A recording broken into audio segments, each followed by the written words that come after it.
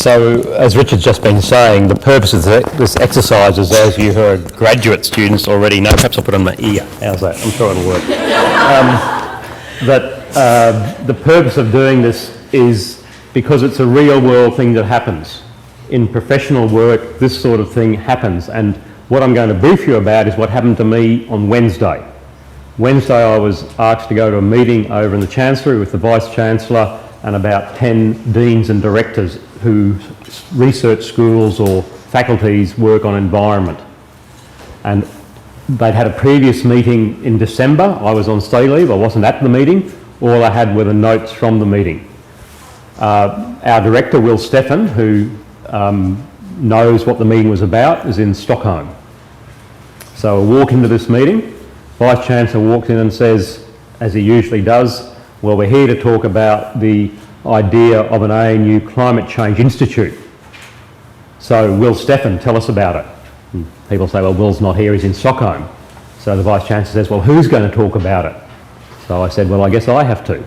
So there I am on the spot, having to explain what we're there to have this meeting about. And so here's what I said. Okay? So I'll be briefing Richard, he's the Vice-Chancellor. He's long aspired to be the Vice-Chancellor, I'm sure. And I'm myself, the Acting Director of FENA, with a microphone hanging off my ear.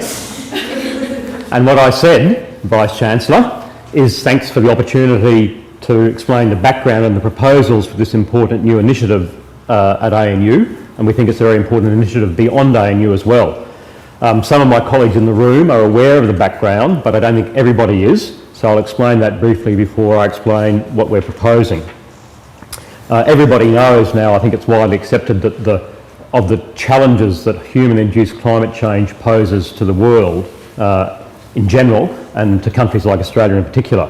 And we know at ANU, with a very strong history of research relevant to Australian issues, but also bigger global issues, that there's a lot of strength in climate change research. People like Graham Farquhar next door at Research School for Biological Sciences, Will Stephan from the FENA School, Jeanette Lindsay, people who work in the science aspects of climate change, but also people over in the law faculty. Brad's just been talking to you, his colleagues in the Regulatory Institutions Network. There's a lot of strength in the different areas that connect to climate at ANU.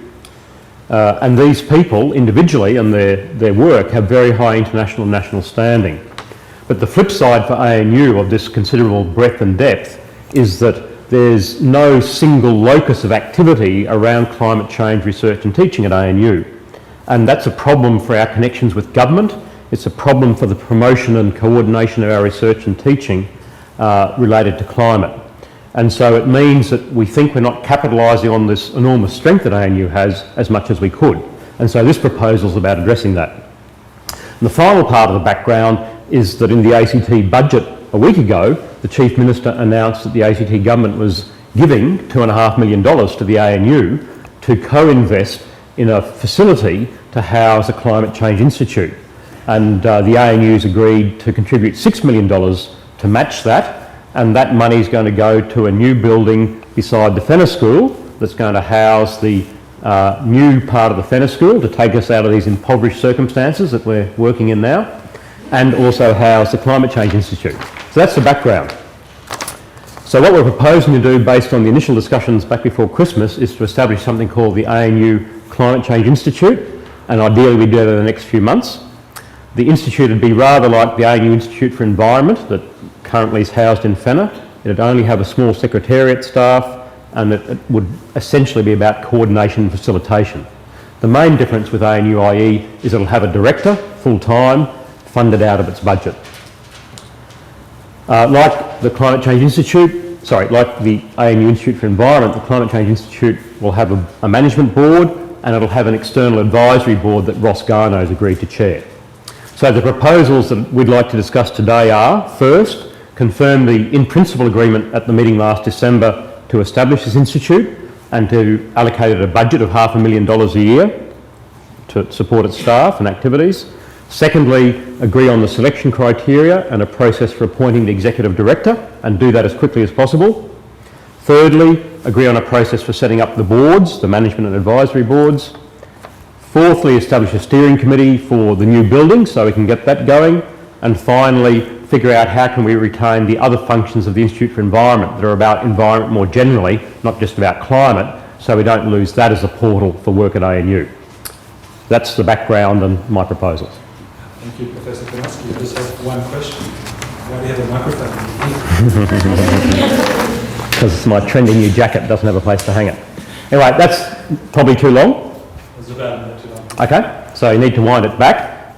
That was 2 pages of speaking notes. So probably about 1 page of speaking notes, 1.5 pages of speaking notes is about all you can aim for. And as Richard said, key thing is not to stand there and read your brief. We can read your brief and we will read your brief and we'll mark your brief, but we're not marking your presentation as to how well you can read. Because if you read it, it almost invariably will deliver it in the wrong way if you read what you've written in the written brief.